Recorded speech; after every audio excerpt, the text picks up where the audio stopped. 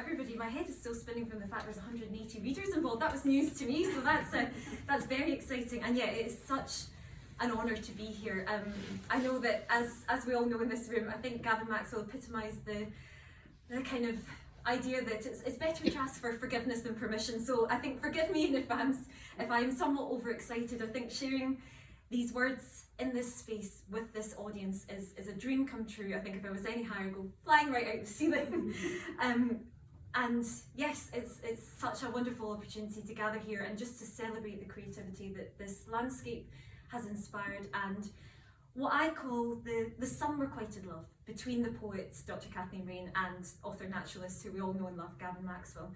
It's a total novelty for me doing an event like this, because quite often we're starting at kind of class 101. We introduce the book event with who has read or who has seen Ring of Bright Water, and a number of hands will go up. And how many of you know that Ring of Bright Water took its title from one of Kathleen Raine's poems, and quite a number of those hands will go down. But of course that is not the audience I'm talking to today, which is a particular treat to me. So as we've illuminated, it is inspired by the true story of this incredibly intense, incredibly volatile 20-year platonic partnership, 20-year connection. One of Kathleen's poems that I'll delve into a little later on puts it, if hate were love, if love were hate, it could not make our tale untold. And I think that's as great a epigram as I can come up with. So you will, knowing Gavin Maxwell's life story yourselves, you will imagine that the Kylakan chapter, you can see where we're here, we're sort of in my end is my beginning today, but I think I'm just going to share some extracts of the book, some of Kathleen's own words, because really something that has powered me throughout is just making sure that Scotland recognises Kathleen Raine and indeed Gavin Maxwell for what they bring to us, for what their words continue to teach us about our natural landscape, about our national heritage. It has kind of, I first came across Ring of Bright Water, actually I heard it rather than read it through a library audiobook. And the audiobook is relevant because what struck me, it begins, as many of you know, with part 2 of Kathleen Raine's poem, The Marriage of Psyche, in its entirety. But many editions, and I'm glad to say this is starting to no longer be the case, many editions don't have her name on the page. They don't include her name at all. So in the audiobook version in particular, it sounds to all intents and purposes as if Gavin Maxwell wrote the poem himself. And she's mentioned, some of you will know this, in Ring of Bright Water obliquely a couple of times. It's not quite clear what their connection is, what this love and indeed what this hate is all about. So as I delved into their lives, into their connection, I was firstly astonished that I hadn't heard of Kathleen Raine before, hadn't encountered her work. And the more research I did, the more journeys I undertook, the more I realised that the way that this chapter of both their lives has been told has been a big part of that problem. Kathleen grew up in Great Babington in Northumberland, and that was during the First World War, and she spent the Second World War taking shelter with her children in Martindale in Ullswater in the Lake District. And they are making small efforts to memorialise her, to honour her.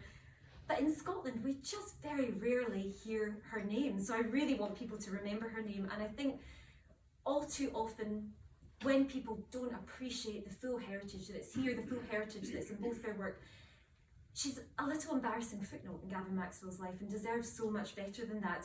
We tend to hear one of two things, either that she had an unrequited love for him or that she quote unquote cursed him.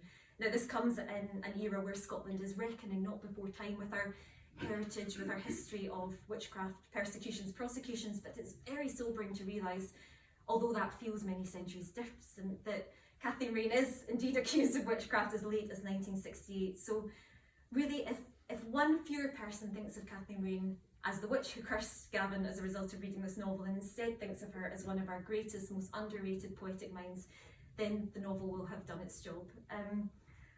And I think, above all, she found in her connection with Gavin a great love for him, but also a great love for the landscape that surrounds us here today. So the first reading I'm going to include here, as I say, we are towards the end of the novel, because of course that is when they're both in Kylakan, that's both when they're in this space.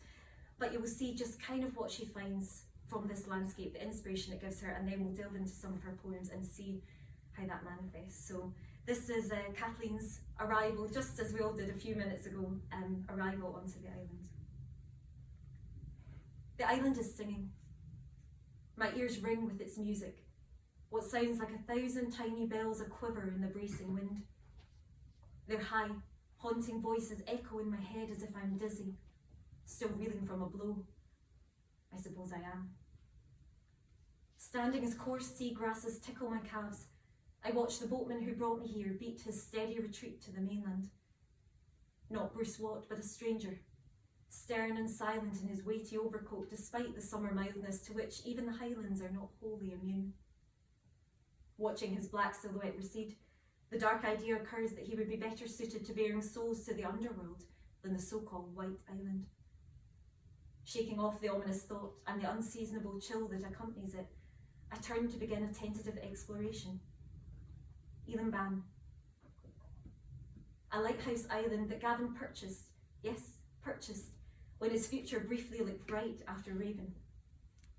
Following the fire, he moved into the old Keeper's Cottage, a quintessentially Gavinish attempt at a practical solution to a problem. Not a simple solution, though. I should know by now that nothing with Gavin is simple. The land lives up to its name as I cut across its pale dunes, grains dusting the rocks whose ridges sink in increments towards the sea. The peaceful scene should feel pure and unsullied. The sandcastle turret of the adjacent lighthouse, the only obvious mark of human handiwork. Serene, silent. At least it would be, if not for the bells. What on earth? Some sweet metallic melody draws me around to the far side of the island. I stop, astonished. Beside a succession of delicate little bells, trilling incessantly like fairy tale folk whose silver skirts are set dancing by the sea air, many hundreds of miniature windmills are dotted over the granite rocks. Their child-sized blades whirl with a throaty drone, a buzzing bass note to accompany the bell sopranos rejoicing an octave above. Planted at regular intervals, tall poles have also been wedged into the gaps between the coast-lining stones. Bright strings of bunting billow from them, multicoloured cloth triangles waving like a Lilliputian carnival. It's an eider duck colony. I told you I'd do it one day. Gavin's quiet voice seems to silence the rest of the medley. At its first note, I spin. He stands on the brow of a small slope behind me, one hand on his stick, the other shielding his eyes against the light despite his ubiquitous dark glasses. The cottage is this way, Kathleen. So that is my imagined interpretation of Kathleen's first encounter with the cottage where we are today.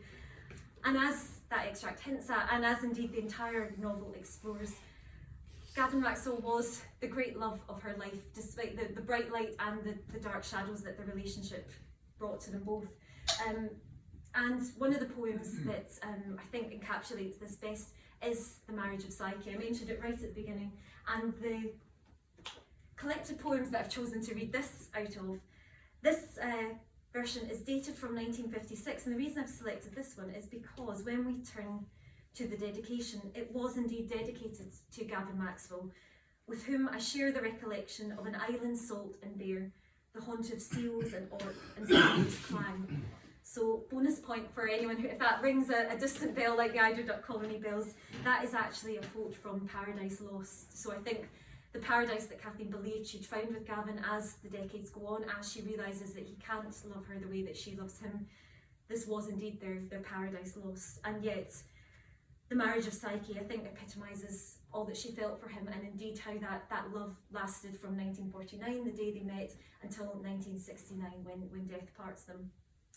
For those of you who haven't encountered the myth of Cupid and Psyche before, it's very relevant to Kathleen Raine's work, and indeed beyond poetry and prose, some of her most pioneering scholarship was in academia. She was a world expert on William Blake, and particularly his Neoplatonic influences. So the myth of Cupid and Psyche is about a mortal woman spirited to her love's house in the heart of nature at its most mystical, and she feels his love, but she's forbidden from looking directly upon him, and he only visits her at night. And I think this really resonated with Kathleen when she would stay at Sandaig, Gavin's home, which is of course immortalised as Camas Ferna and Ring of Bright Water.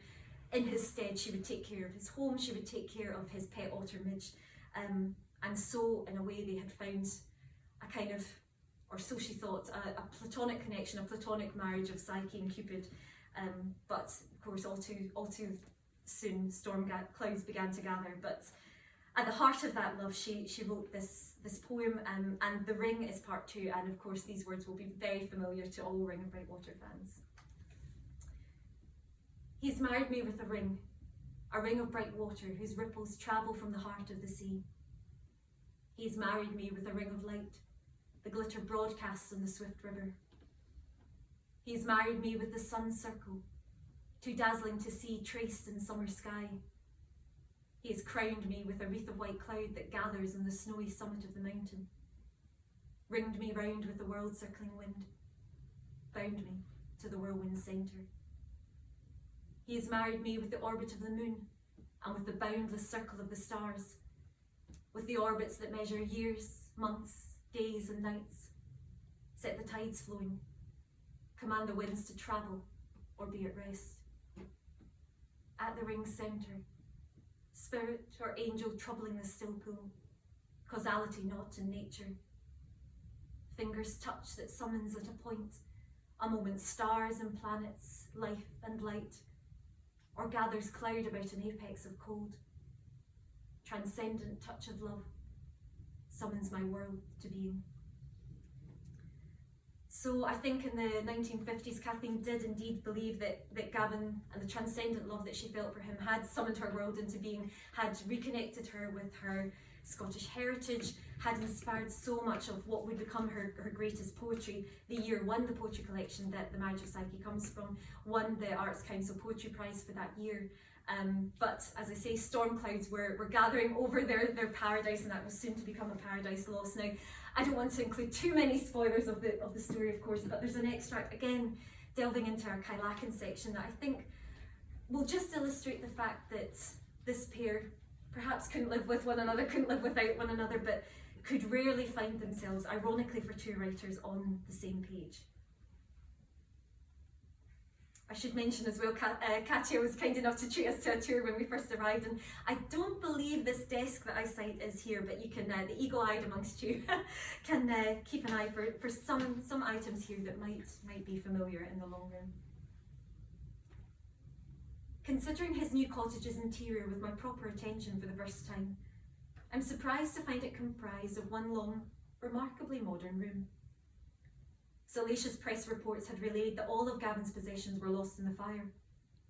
Uninsured, certain articles gloated, their tones as smug as to be expected from those who will never taste success great enough for their failures to be made public.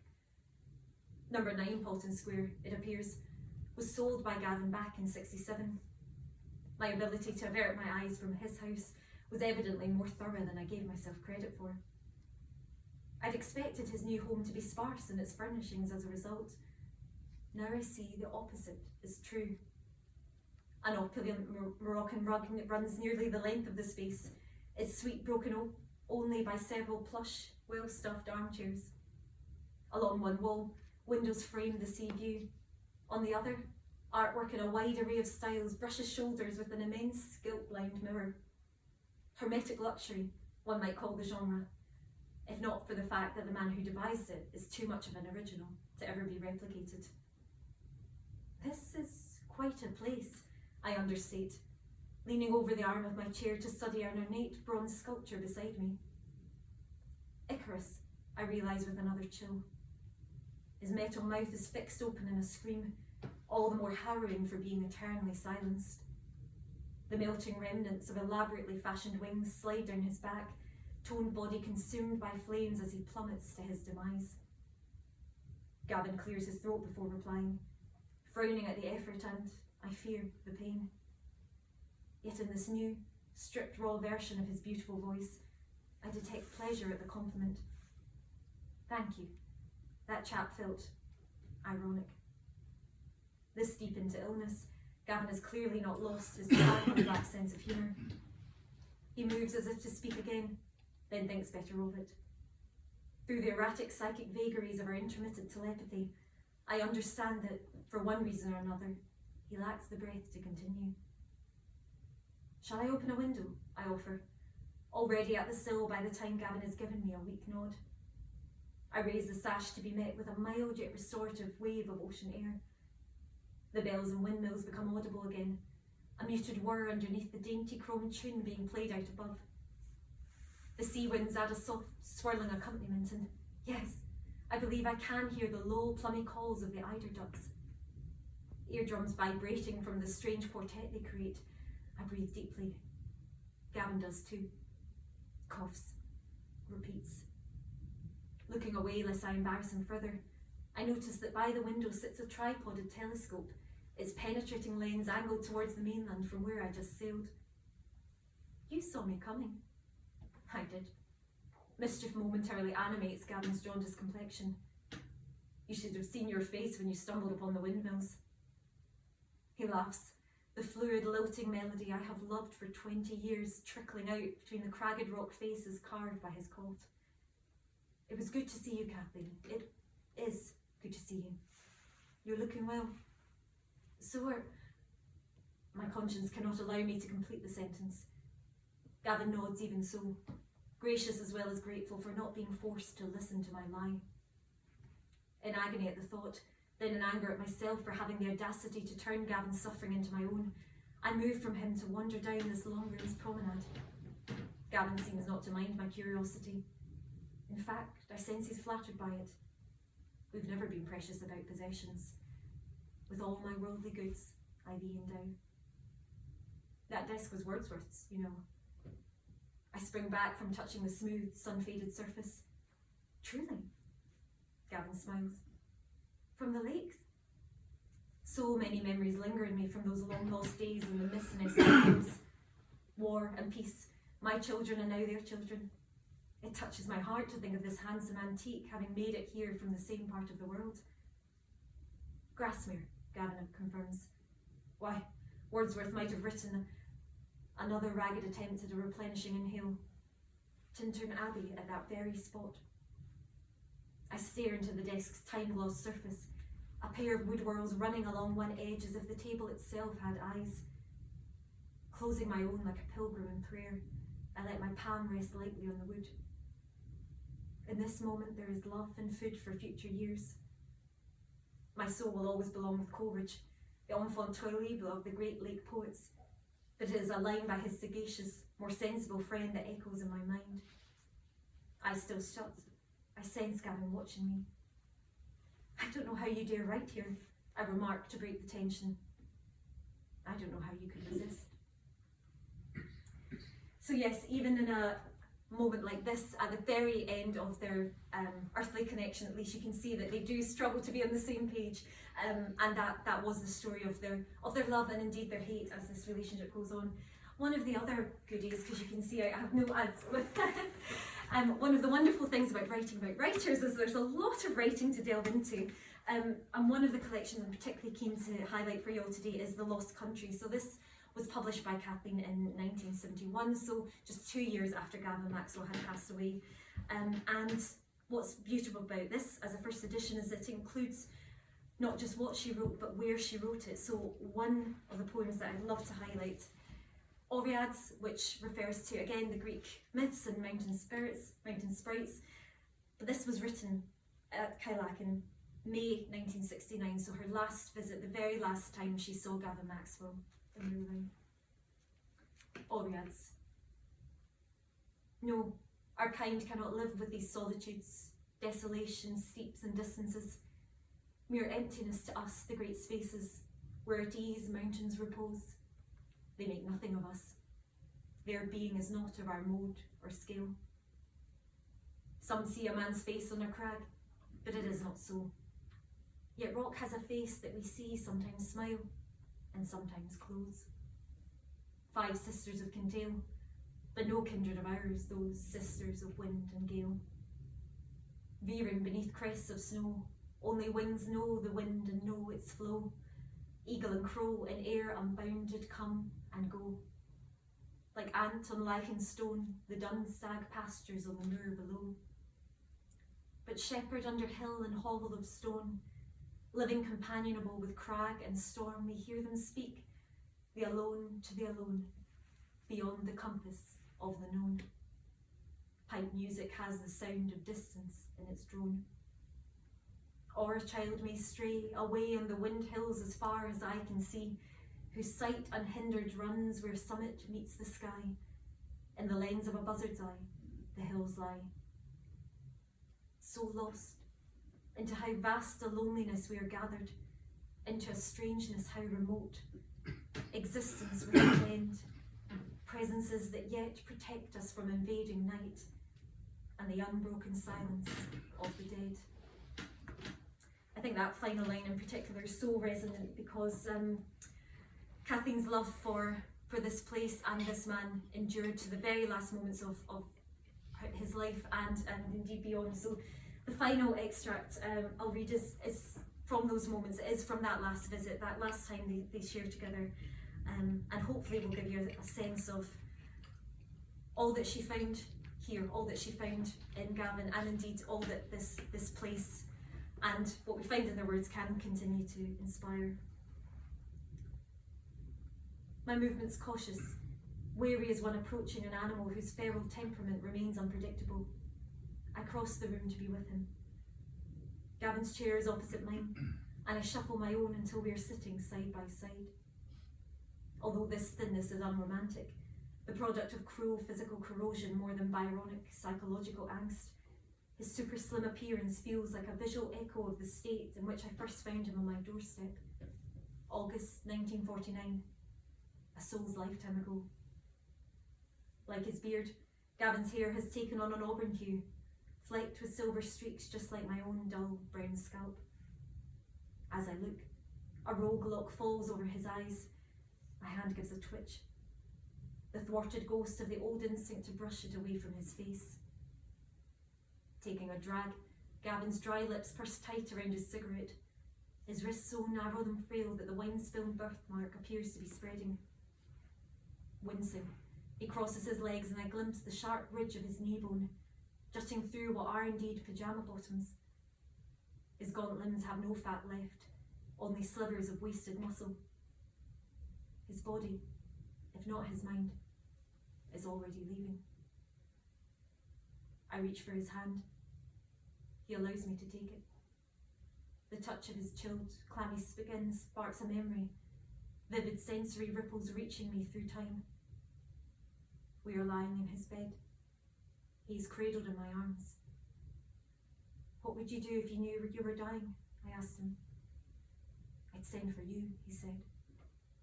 And he has. Accompany him in spirit, a rare direct request. Cupid and Psyche, I realise now, could never be together in this world of clay. In the next one, perhaps, the realer than real. Essential as breath, intangible as sea air. In this existence, our childish impulses have always weighed us down. Bitter quarrels and petulant, self-indulgent passions leaving us helpless to harness a force we could neither forget when apart nor remember to respect when together. Since our first night, the first round tree that grew from one consciousness into two minds, Gavin and I have connected as souls rather than bodies. It was me who forgot that, not him, never him. I'm going into hospital soon. Ward 10, Royal Northern Infirmary. Gavin removes his dark glasses to tell me. That true oceanic blue hits me just like it did on our first day. How long for? I wish I needed to ask.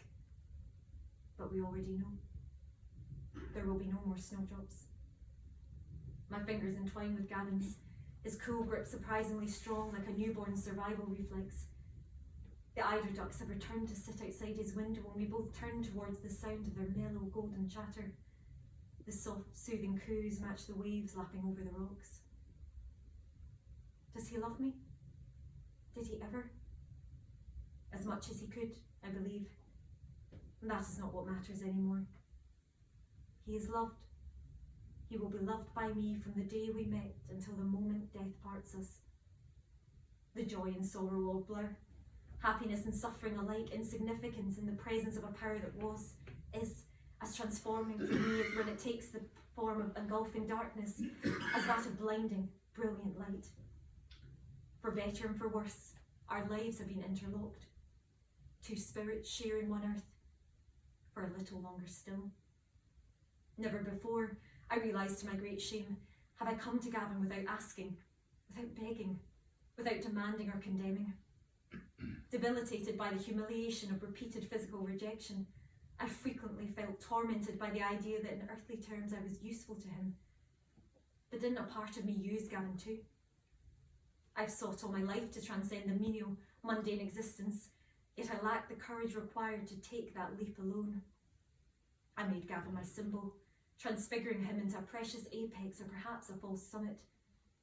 The messenger I insisted was sent to accompany me on a journey that, all along, my soul needed to travel alone. If I had the strength left, I would regret all I never gave, being so focused on what I could not have. I would contemplate what might have been had I appreciated or glimpsed through with the radical, humble acceptance it deserved. The secrets I never let Gavin share. The love, not just tolerance, but real love I should have shown for the way he is, for the nature viewed as wrong only through the distorted, discompassionate prisms of our deeply unnatural world. Now, truly, I want nothing from Gavin that he cannot give me. Neither his promises nor his caresses, nor even for him to stand still and receive a waterfall outpouring of affection. I love. I let it go. The fact feels as strong and fluid as the primordial ocean outside. The more I give to thee, the more I have, for both are infinite. Thoughts of water make my mind and heart return to Midge. I see his wave play on the cottage coast, his skillful show of glittering brilliance in the aquarium. Do you remember when we watched Midge swim? Gavin asks me.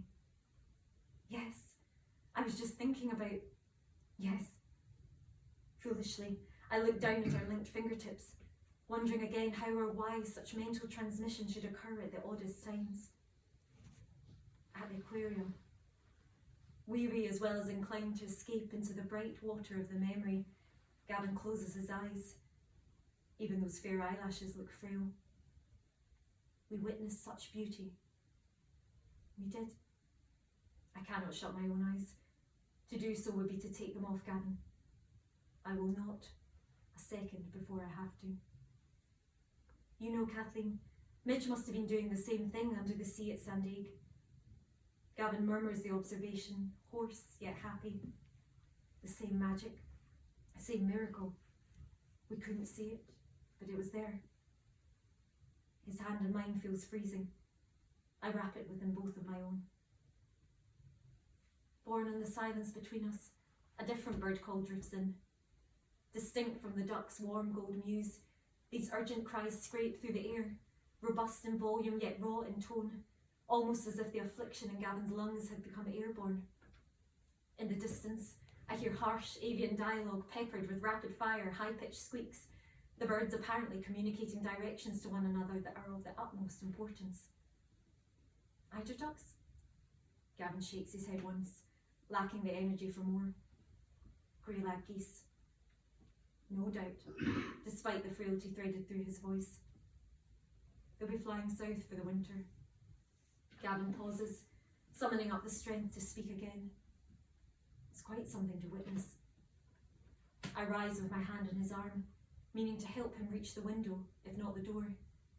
But Gavin lets my touch drop. No, Kathleen. You see them for me. I go to the doorway. From the threshold of Gavin's cottage, I watch the skein squeak by in fine, ribbony formation, the bird's skyborne, backlit shapes following the loose V of legend like an artist's impression of the letter. Cries cut through the clouds as they encircle the lighthouse, a bright, fluid flash of nature forming a ring above us before their beating silver wings carry them south. Not coming, but going. So that scene takes place in 1969, and of course that is the end of Gavin Maxwell's life, but the story and Kathleen Raine's love for him endured, not least in On a Deserted Shore, her epic poetic sequence of life, love and loss, and very modestly she wrote that to her great shame she felt this was the only collection that would endure. I would respectfully disagree with my heroine on that, but it is a real testament to what they shared, and again in this first edition, which you're very welcome to come up and browse before we finish, but The frontispiece is a painting by Gavin Maxwell, so really tying in their shared creativity and their shared inspiration in this volume. She wrote in verse 7 of this, and as I say, there's over 100 of them, that if someone was to turn the leaves of the closed book of lives to open again those days, solitary and sweet and wild, would not some essence pass, some chord tremble into the harmony of the spears, lingering overtone of the remembered music that was ours? And I have that verse pinned up above my head, above my bed to this day, as really gave me courage and confidence that Kathleen was happy and wanted this story out there to be her voice and her vision and what they shared here to be brought to a new generation. And if anybody is wondering about my novel's title, Remember the Rowan, that indeed, again, is taken from her words. So, on a deserted shore ends with this verse. Suddenly the trees look strangely beautiful. It has taken the form of trees, I said, an eye of a woman standing by a burn. So near I stood to your new state, I saw for a moment as you might, these sheltering boughs of spirit in its flight. Shall you and I, in all the journeyings of soul, remember the round tree, the waterfall? So I'm in many ways gathered here today. I'm preaching to the choir because you remember the name Gavin Maxwell. That's what brings us all together today. So my call to action is to also remember the name Kathleen Raine, to remember what they found and to remember what this wonderful place can inspire. And indeed that continues to this day. I know that I believe it was 2018, 2019, the wonderful poet who we recently lost, Michael Longley, was also inspired to write about Eilean Ban. And my own man of light, Jerry, is here to read an extract from that volume as well, to just epitomise the fact that the creativity that this wonderful place can inspire continues to this day. So over to you, Jerry, whenever you go. Yeah, I think we're just, and then we can open up. I know we're going to have lots of questions and for all the different aspects, yes. Another otter pamphlet, which is a beautiful design. I don't know how many people were here for Michael Longley's reading. I was in here in 2018, I think. He was just, if you don't know much about him, he was an Irish, Northern Irish poet who wrote a lot about the Troubles, but also an extraordinary nature poet. And he died recently, and he's married to a critic of European importance called, well, world importance, called Edna Longley. So he wrote a little poem which happens to be in this pamphlet, which I also happen to have typeset for the publisher in Edinburgh called Manuscat Press. And it's called Eilean Ban, and I think I'll just read it to you. I've been asked to read it. I'm not just mustling it. He was warned that it wasn't actually approaching. So this is the poem. It's in 2 parts. It's quite short. It's always good to preface a poetry reading by saying it's quite short. I think it was Seamus Heaney's wife who said there is no such thing as a short poetry reading. Eilean Ban. 1. Was it a kestrel or merlin next to the albino blackbird in the Lighthouse Keepers Cottage where Gavin Maxwell made his home?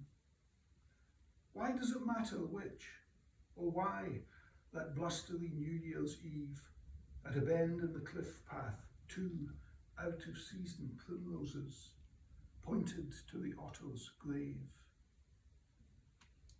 2.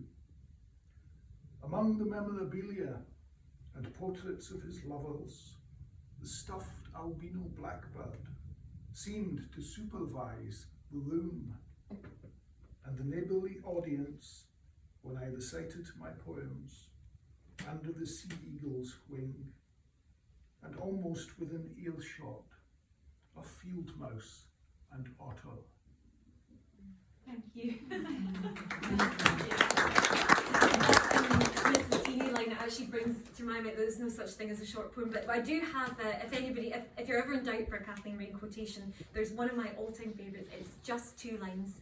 To make the imperfect perfect, it is enough to love it. So I feel there's a lot of love in the room today, so thank you for being here, everybody. Thank you, Kirsten. Thank you.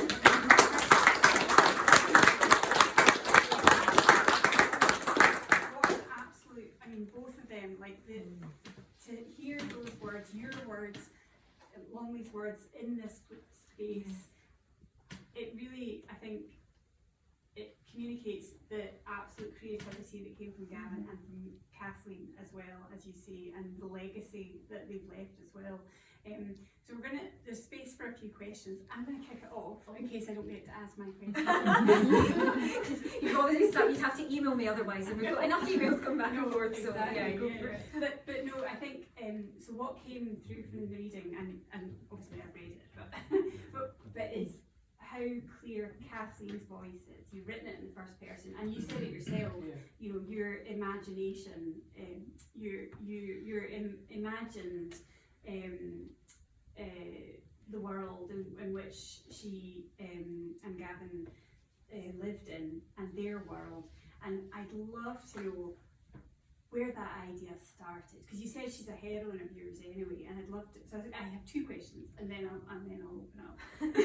But it's where that idea started to write it in that style, and also like where do you even start creating that voice?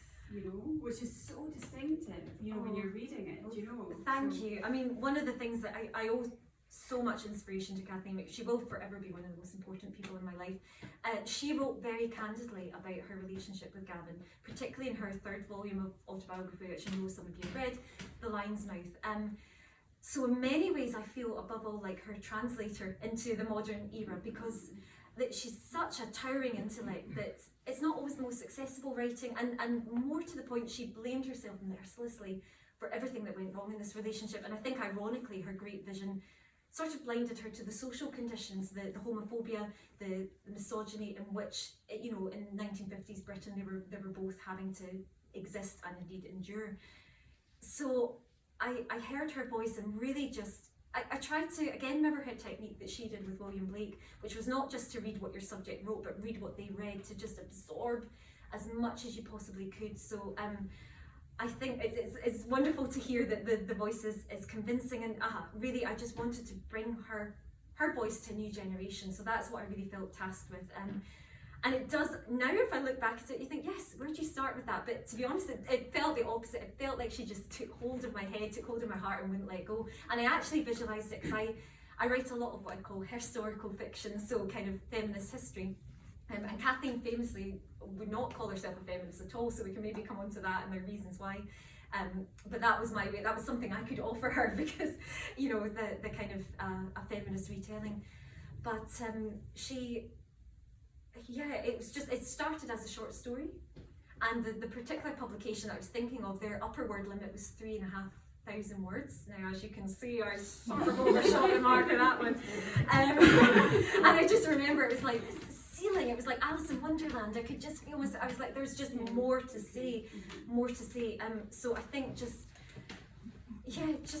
falling in love with them both, quite frankly. And then it's like, you know, do what you love and you never work a day in your life. I should also say that I wrote it during lockdown, so I'm one of those strange people that had a great lockdown, just absolutely absorbed in this world. We can maybe show later, it wasn't until those kind of conditions eased that I was able to get to the National Library of Scotland, where the Gavin Maxwell papers are. If anybody hasn't seen them, my goodness, please do yourself a favour. It's free. I can't put it into words what a treat that is to go, and you can see my library card, because it's supposed to be a passport photo, very solemn, very serious, just like Gavin's in the cabinet there. I'm beaming ear to ear because I'm so excited to be finally accessing these resources. So just delved into everything that they wrote and everything that they read. And yeah, I mean, you can go and see the fair copy of Ring of Bright Water, again, for free. Just request it up there in special collections, and it's dappled with water drops from where Gavin wrote this at the waterfall, you know, otter playing at his side. And one of my favourite items in there that I would just shout it from the rooftops that you can access that, was Gavin Maxwell's fan mail. And I thought when I requested this, I was like, oh, this will be funny to see what people wrote to him, but it was so much better, because actually what it was what Gavin wrote to his secretary or secretaries, because as some of us know, they didn't often last for long, and it's apparent from the fan mail why, what he wanted them to reply, and therefore this poor person having to shape this into a kind of palatable correspondence. So one of my favourites was a little boy had written to say he's doing a school project on otters, and please could he have more information. tell this wicked and presumptuous child to show some initiative and go to his local public library. I'm not writing his thesis for him. And then the poor secretary, I don't think it was Michael Cuddy actually, I think it was a woman. This is really a very vague query, you know, have you thought of going to the library? So yeah, that was, you know, it was just reading it. So stuff like that, really getting into both their voices. And I did toy very early on with the idea of writing kind of alternate chapters. But firstly, I think Gavin's voice is so iconic, we know it so well. I wouldn't like it to become mimicry, I wouldn't want it to fall short in that sense. But also what I realised was that Kathleen is never sure what Gavin feels for her. She inhabits that space, she never knows. You can hear that in the extract, the last scene they ever have together on this earth. Did he love me? Did he ever? And I think actually we needed that, his mind to be closed off to her. She's doing her best to interpret it, she's doing her best to guess, but was she right? You know, only readers and perhaps every reader comes to their own conclusion. Yeah, no, wonderful. I have lots of follow-on questions, but I know we only have so much time. So, does anyone have any questions for? I've got a question which is eating away at me here. Yes, get it out. Naturally, it's your relationship between Kathleen Raine and Gavin Maxwell. But where do you start with Kathleen Raine? Because did they not meet in Northumberland at a young age? No, they met. It starts the day they met, and it ends on the day of Gavin's funeral. So when she finally walks away. But she had several marriages, didn't she? She was married twice. Yes. So she didn't come to Gavin Maxwell afresh. She'd had several relationships, marriages, etc., children. Yes, she did. She had 3 children. This is a different perspective on yes. the relationship, really, isn't it? Yes, it's very much a chapter of her life, and you can see how devoted I am to this book. I mean, if I could do Churchill's 6 volumes of Second World War on Kathleen Raine, I would do it in a heartbeat. Because you're right, and actually, early on when we were deciding on the title, somebody suggested Raine with an E to me, you know, her name and also the symbolism of rain. There's a scene where the MacLeod twins at Sandaig say Raine's a sad name, and they, you know, but actually I felt that this wasn't the story of Raine, because you're completely right. She lives till she's 95, 1908 to 2003. This chapter, this is a Scottish chapter, and it's the one that I felt best equipped to tell because of my own background and because of the research that I've done. So there is more to say. I mean, if I ever return to writing about Kathleen, I very much hope I do. She visited India twice in her lifetime, and for the first time at age 74. And in a funny way, that kind of bookends her experience with Gavin, because actually the spirituality and the spiritual grounding that she thought had to come from this relationship, actually she then finds a whole culture that can inform her with that. So there's more to be said, undoubtedly. Yes, you'll read it to find out that her marriages and her children, and her first marriage in particular, describe it as nasty, brutish and short. She certainly had not had her sorrows to seek before she encounters Gavin Maxwell, and as we know that remained the case after she met him. And she's at this point living apart from her children as well. She had a son and a daughter, Anna and James, and how her connection with Gavin affects them. That's also something I've explored a little. Again, that's not quite my story to tell, but vis-a-vis how it links to her understanding of herself as a poet, her understanding of herself as a woman, and the difficulty in 1950s Britain of reconciling the two is really what's at the heart of this. So I would say it's absolutely right. It's a chapter of Kathleen Raine's life, but an important one, and one that I want Scotland to know about. May I just mention my abiding memory of Kathleen was at Gavin Maxwell's funeral, Yes. standing Apart. Separately on a Yes. rock, weeping copious tears into the sea, while the rest of us were sort of around the. But his ashes were in a box about that size, and the rest of us, not many of us, about 24, I think. Down at Sandaig at the funeral, and then Kathleen separated herself and went and stood on one of the rocks out towards the lighthouse, and the tide was rising, and we then began to worry she was going to get cut off. Oh gosh, yes. But anyway, she did return. She didn't. Well, thank goodness. But yeah, no, I can imagine, and the emotional state she would have been in, I could see you'd be particularly worried about that. Yeah, it's such a poignant image, her standing alone, and of course. They never, you know, marriage of psyche aside, they never do marry. So she's feeling all the grief of widowhood, essentially, without any title to her name, and she mentions that on a deserted shore as well. And am I right in thinking it'd be fascinating to hear your recollection of this, because I've been told that some people would still not speak to her. This witchcraft accusation, this kind of stigma of the curse was still lingering to such a point. She was a little bit to blame for that, because she audibly, talking to people, blamed herself for bringing about his premature death by having cursed him. Well, she did. She had this terrible self-recrimination, and people to that point, would still not stand with her and not speak for her. But of course, she took herself off as well. So heartbroken. But She was interviewed on Radio 4 about 2 years before she died, if I heard it, and she's still blaming herself.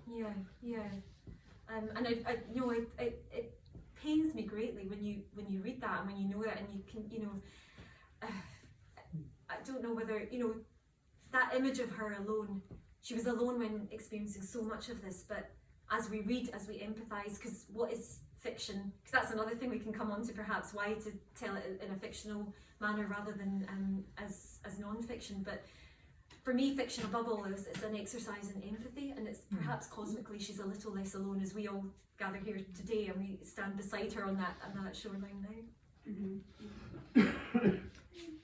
Any other questions? It's just a thought, really. I'm just thinking about the power and the folklore around the Rowan tree. Yes. And given that she was so completely one with nature and so,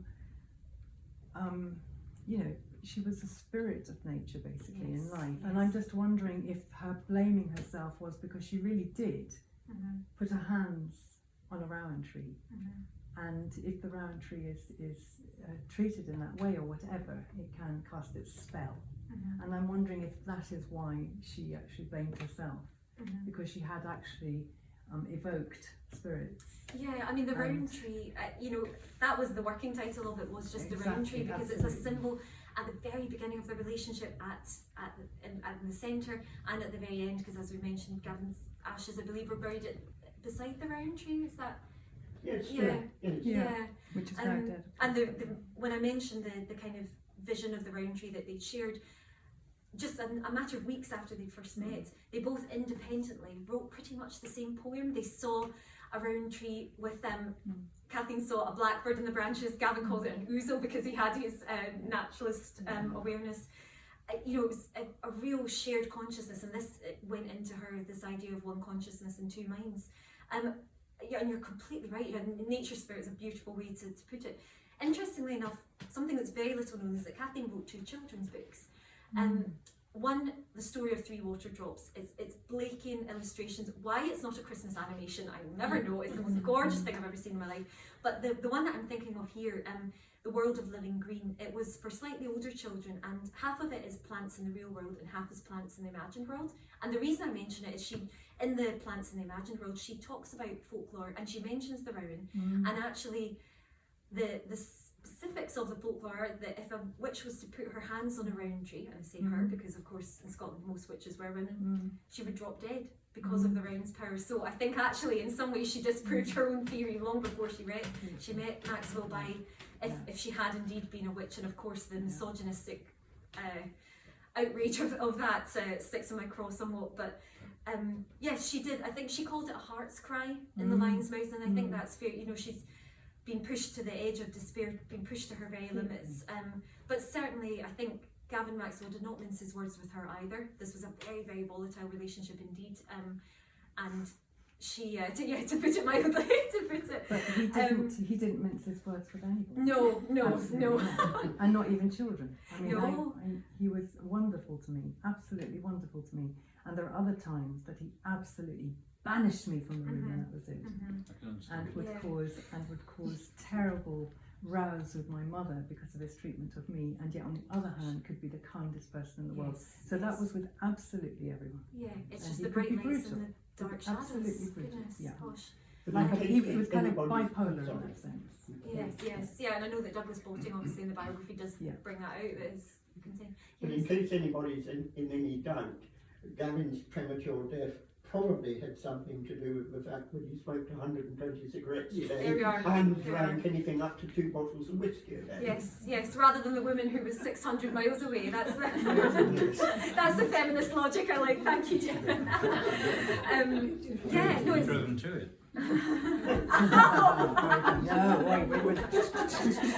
Well, that's one of the quotes that I know did happen in real life again. It's, you know, talking of Gavin's sharp tongue, if we can call it that. After one of many, I think fair to say, a kind of whiskey-fueled argument. If Kathleen kills herself tonight, tell her if she kills herself tonight, I shall never forgive her. So he could not, he didn't miss when he went after her as well. So yes, very, very tortured indeed. But I found it really, when I found the world of Living Green, actually her own understanding of this mythology before she met Maxwell, before her guilt and shame at everything that had gone wrong weighed her down, was that if a witch was to go near a round tree, was to lay her hands upon it, she would drop dead, and in fact she would have died first if that was the case. Yeah, I think the secret and the mystery to all of this lies in the rowan tree. Completely, yes. But it is interesting, going back to what you said a wee bit earlier about, you know, she was staunchly not a feminist. Yeah. But of course you're writing this now, I think, with some feminist bias, which I'm, you know, 100% on board with. But you're writing this now in the 21st century, and as you say, you're trying to bring her into the 21st century. So how did you approach that, knowing that, you know, what we're talking about here in terms of like witchcraft and how women were perceived, how she then perceived herself, and how she, as you say, the self-recrimination, like how, you know, did you go into this book knowing how you wanted to approach that, or did it come out in the writing? I think I felt my way into it because it is an exercise of heart as much as head. Yeah. There's a quote I love by Chimamanda Ngozi Adichie in her Reef lecture, where she said, "The purpose of fiction is not just to tell what happened, but how it felt." So that was my priority here, was the emotional truth. Because if anything, actually, I had to sort of pick my favourite fights. I mean, you know what this pair get, like it's like a cardiogram, you'd be in real trouble. You know, there's a real ebb and flow. But I think thanks to what she had shared in her poetry and in her prose, I did, through the research, feel confident that I could harness the emotional truth and articulate that as best I could. Kathleen's feminism is fascinating, because, or Kathleen's lack of feminism, and one thing I will say is that tracking her writing throughout her life, I think her self-blame for everything that went wrong with Maxwell actually pushed her further away from feminism. There are some hints early on, and she had a little known collection of essays, Faces of Day and Night, that she wrote during the Second World War, and she describes her housework routine, and she says, I don't put this down in print because it's news to any woman, but it makes it into publications remarkably seldom. So she had that awareness then of the social conditions that were kind of constraining her. But as this relationship goes on, she does blame herself mercilessly for everything that's going wrong. And she does raise some very confronting, very interesting critiques of feminism, because she, of course, is coming of age. You know, once we get into the 1960s, it's second wave feminism. It's very material based. It's about equal pay, equal rights, and I don't have any questions that I support that, but as perhaps come across through the kind of more mystical elements of Kathleen's writing, she really aspired to a world beyond the material, beyond the menial, beyond the mundane. And so therefore I think that couldn't be reconciled easily for her. And she also wrote in India Seen Afar, her fourth autobiography, which was inspired by those travels in India, that women should want more than to be recognised as honorary men. And there's something really fascinating in that actually we can be so focused, we've internalised the sense that maleness is the neutral telling of any story, is the man's point of view, but also that, you know, there's mankind rather than humankind. And I think we can actually value the feminine, and she felt we were moving away from that if we kind of adopted that sort of aggressive, stereotypical feminist slant. So I found it really, really interesting. I mean, don't get me wrong, it gave me some sleepless nights in the early days. I think, how can this woman that means so much to my own feminism actively reject it in many ways? But a great mentor to me, Sarah Sheridan, who you'll see as kindly gave a quote for the front cover. She has observed this. Actually, her own mum grew up in the 50s and 60s and said she was exactly the same. There was a real, I think many women found feminism quite threatening to everything that they held dear, you know, that everything that mattered to them, their own femininity, their own sense of self, and in a poetic way that was perhaps the case for Kathleen as well. No, it's fascinating. I have one other question, unless anyone else. I was going to ask Kirsten, how did you discover her? So I discovered her through Gavin Maxwell, through that audiobook, and there's a lovely, the couple of mentions of Kathleen in Ring of Bright Water.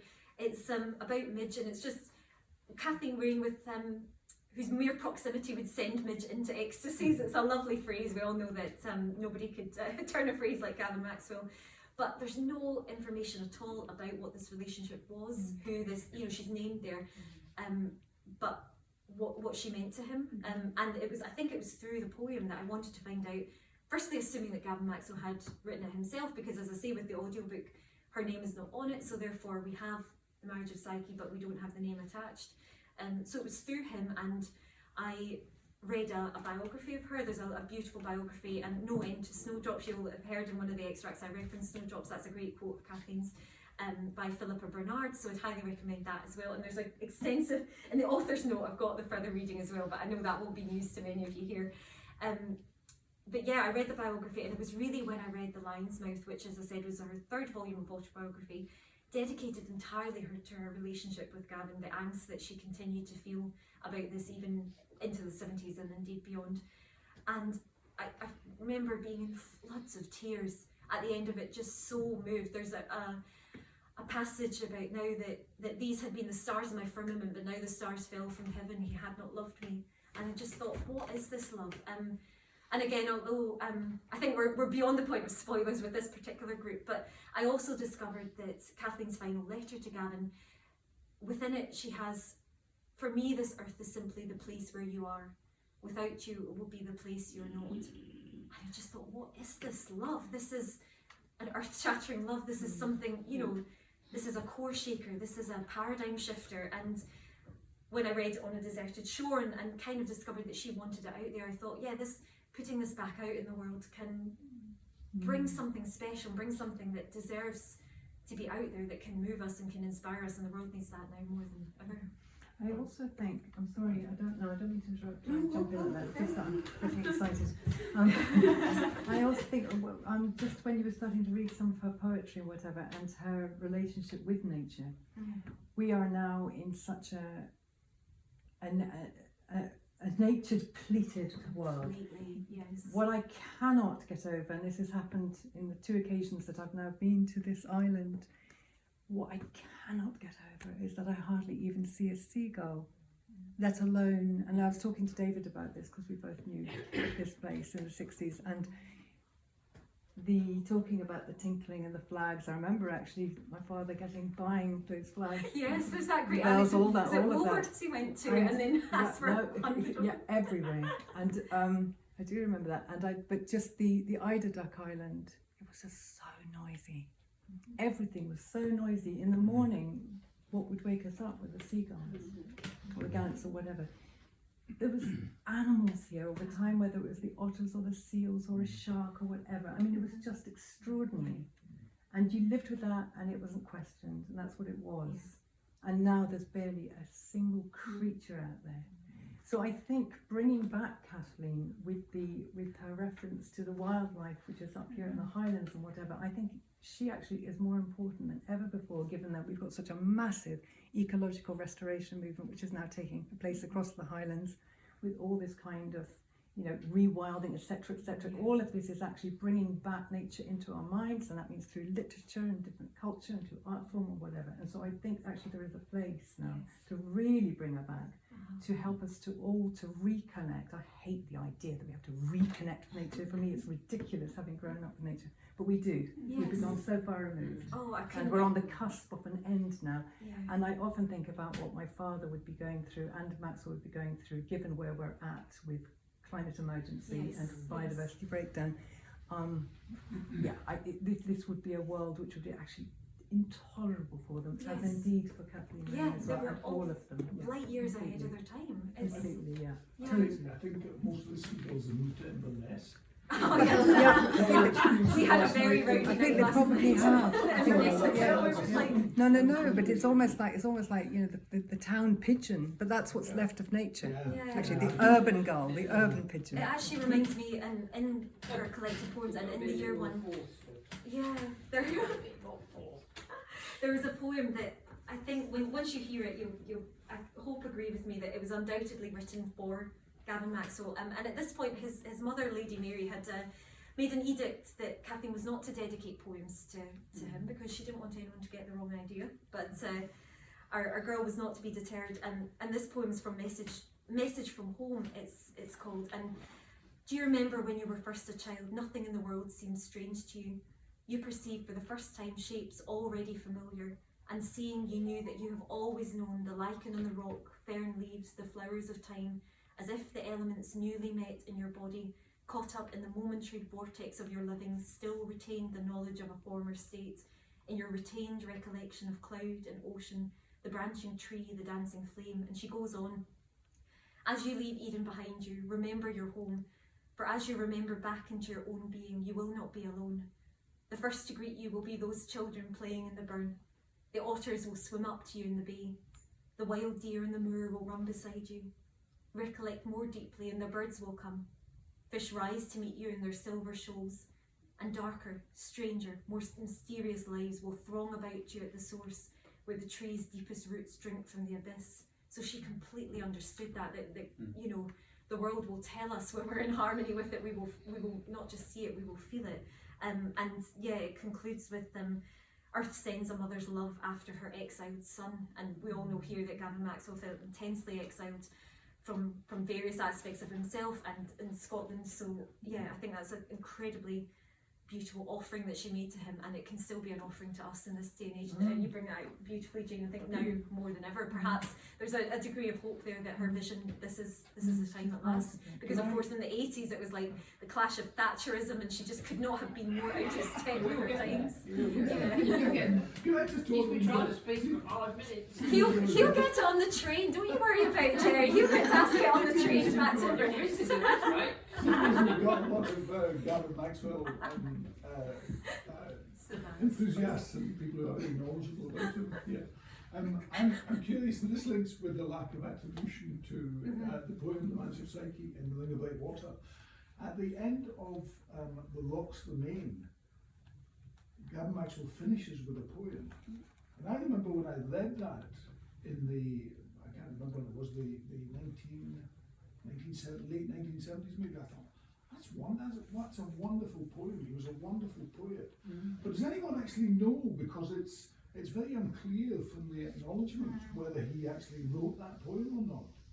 Is it his poem or is it not? I don't think it's his, but I have been told whose it's by, but I'm afraid I've completely forgotten. You don't remember that? It wasn't Kathleen Raine. That one wasn't Kathleen, but yeah, the attribution, yeah, I think on occasion Gavin, or more than one occasion, he could play fast and loose with it. My favourite is, I think, Lords of the Atlas, which of course came at a very difficult time for him, to give him his credit. Do we have a Lords of the Atlas here, Katja? Is there one in the bookcase? Yeah. Let me see if I can find it, because I can't do him justice unless I quote it. Let me see. I've got all my Sicilians in. Here we are. So in his own kind of opening notes, early on in my reading I chanced upon the late Mr. Walter Harris's Morocco That Was, and then he says how brilliant this is. I realised at once that to use his information whilst changing his words would be unthinkable, for his style, both moving and hilariously satirical, must have been unique. And his publisher has been generous enough to allow me to reproduce long extracts verbatim. This I have done, not always in sequence, cementing them as it were by factual material from other sources. Thus all passages in book 1 that are placed between inverted commas are his unless otherwise acknowledged. So I think that was an iconic moment in attribution, in that it was, I'll tell you when it's mine rather than I'll tell you when it's not mine. But yeah, I think, I mean, some of this is actually publishing practice as well, and we're getting far better at due recognition. But yeah, it's fascinating to see the weaving in and out of different references and different resources, and yeah, pop this back where it belongs now. That was one that we found. We'd been at Leakey's bookshop in Inverness yesterday, and there's shelf upon shelf of Gavin's work, which is wonderful, but couldn't find a single Kathleen Raine in poetry. Yeah, So okay. that was one of my Okay. questions, because like you know, you've said to me a couple of times that you're hoping that this will help a new generation get to know Kathleen and get to know her work. But it's funny because when I was reading this, I was like, ooh, and I went on, and yes, I mean, World of Books have, but it's not a lot, and there's not, No. and it's a lot of it's out of print. The only thing that's in and I was print is her. admiring these. Yes, And I was yes. wondering how you got hold of Me them. too. All Abe books, all secondhand. The only thing of Kathleen's that's currently in print is her collected poems. And we were having a discussion earlier today about Faber that now hold her literary estate. This is a posthumous development, and I'm pretty strict with it. So I won't criticise them because they very generously gave me permission, well, paid for permission, for the poems to be included. Yeah. But it's a beautiful yellow Faber volume of collected poems, but that's the only one that's in print, and you miss. I mean, there's one poem in The Hollow Hill which she wrote just as this relationship was falling apart, and I will read it because it's very short. It's just 6 lines, and it's called Envoy. What has want to give plenty, but knowledge of its own riches untold? I found you wretched and miserable, and poor and blind and naked, and lent you, for a while, the golden kingdom I in you beheld.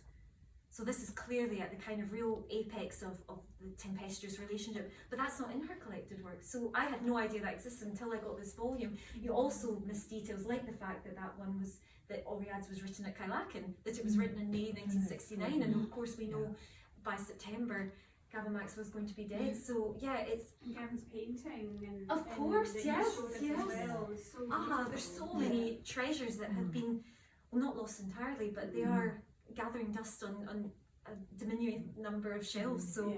yes, please, it was all just Abe books and second hand that I was finding all of these. Funnily enough, Jonathan here yesterday, No, that was wonderful.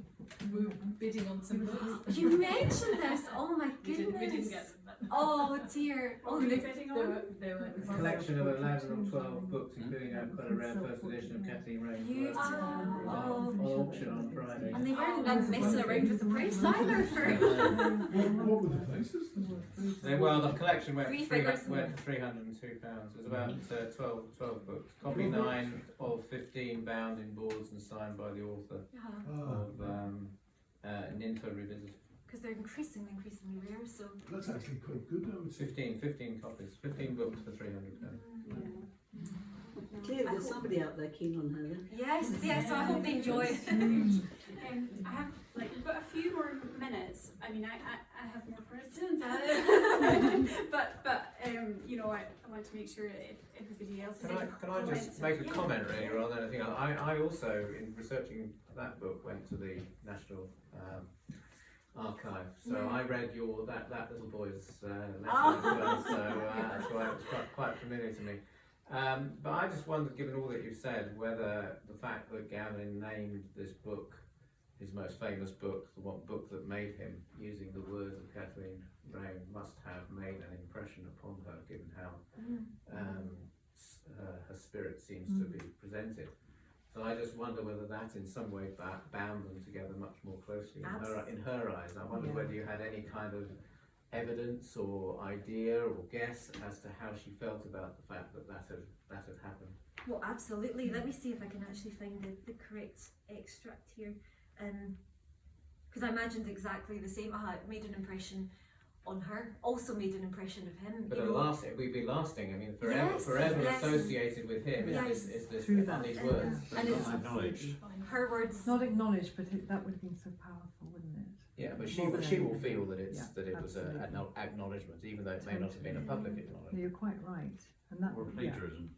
No, not at all. Not Well, at all. I Absolutely because not. I think No. that's one of the things you because her get love from was this so book is deep. the complexity Yeah. of her feelings Yeah. towards him. I mean, Kirsten. I mean, No, it may, no, and I- completely, yes, and it's her words, his name in every bookshop in the, let me, And that transcends everything. Transcends I'm not like saying that he did it plagiarism out of and love stuff, for her. yeah. I'm saying that it No, could but have been an act of She might cruelty, associate but she Yeah. might feel yes, well I that have, I his imagine spirit that, and her spirit were somehow conjoined. I imagine that very thing, Yeah. yes. You find No the author I ever knew would choose to title their book with the words of someone they did not love, someone they had not loved, once Yeah, upon a yeah. time. But then, of course, she's walking home from her own research, and she passes a bookshop where Harpoon Adventure was launched. And she's, now Gavin's works again filled the display, his name printed below, words written by me when I was overflowing with love for him. I fantasised briefly about hurling a brick through the bookshop window, producing some phantom suffragette toffee hammer to make all I can see crack and shatter. In reality, I simply stared, dull-eyed and empty. Remember the name Gavin Maxwell, because this came from one of the press clippings.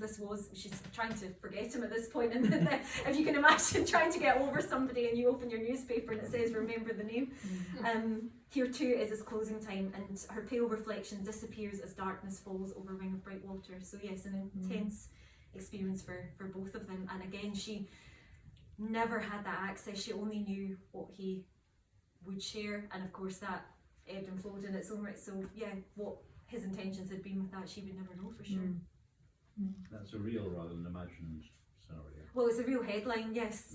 I don't know for sure what but certainly she writes about the experience of this this paradise being brought to the world. It was, I believe in 1960 it was outsold only by Churchill's memoirs and the Bible. That is the scale that we're talking. So it's quite a thing to see the love of your life, the landscape of your life, and you're not there. Let's talk quickly about the landscape before we, because that's what I'm fascinated by, because obviously, when you're reading this, your writing evokes the landscape so beautifully and vividly, and obviously that's a really important part of, as you were saying as well, Jane, the ecology of the landscape in which they were living and you're writing about. But you wrote it during COVID. I did. So that's my question. How did you gather all these wonderful depictions and senses and words? Well, that is the power of their writing that it conjured when I was stuck in my little bubble like the rest of us, that they could still conjure. This is a landscape that I know and love, and I think actually not dissimilar to your own story. We'd come up on family holidays to Skye, so we'd be very nearby very often, and I have these cringeworthy teen memories or early 20 memories now of being like, it's like, should we go to Gavin who? Like what?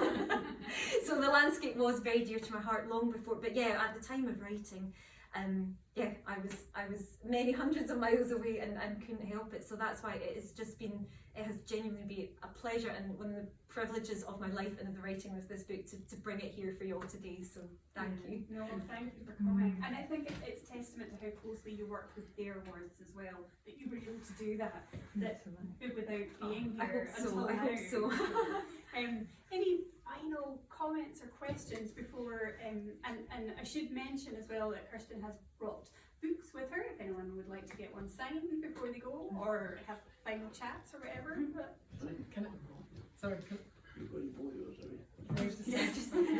Oh, when you got there, I heard authors' ears are like. Sorry, so I was going, just a side note, I was going through some of my father's stuff the other night and actually came across this clipping from The Guardian from January the 4th, 1966. So I brought along the other day and Gordon kind of just threw it in a frame. So do take a look at it. 1966 and January 4th. Oh wow! And that, I think Ripples from the Ring, that is what a side note to end on, because that is such wide-reaching ripples that have reached through you, this book, and then to us. So thank you so much, Kirsten. Oh, thank you, everybody.